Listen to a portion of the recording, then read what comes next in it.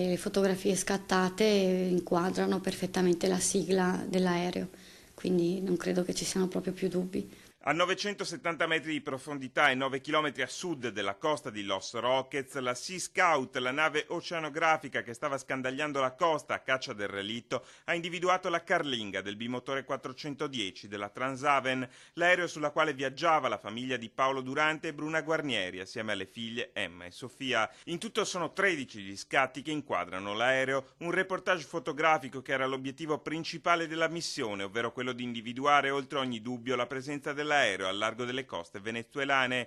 Il Venezuela in più occasioni ha anche sottolineato che il recupero dell'aereo è comunque utile ai fini delle indagini per ricostruire la dinamica dell'incidente, una circostanza che fa sperare i familiari di poter dare una sepoltura ai loro cari.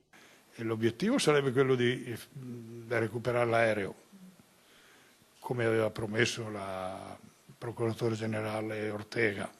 Per i familiari il ritrovamento è una pietra miliare su una vicenda che ha completamente stravolto le loro vite, costringendoli a sforzi continui e ad un impegno costante per arrivare alla verità e sapere che l'aereo è finito in acqua e non è stato dirottato.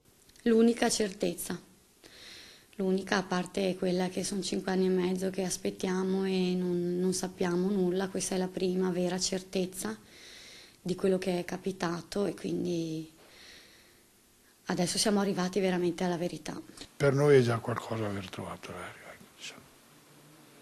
Ecco, sfatare il discorso di pensare che fossero stati rapiti e adoperati per gli organi. Gli scatti realizzati tutti dall'esterno della carlinga, che sarebbe in perfetto stato di conservazione, non permettono di stabilire se all'interno ci siano i resti dei corpi degli occupanti che quel giorno del 2008 occupavano 14 posti. Ma i familiari allargano le braccia spiegando che questa per loro ha il peso di una certezza, di un dato incontrovertibile che dopo 5 anni e mezzo consentirà di cominciare ad elaborare il lutto.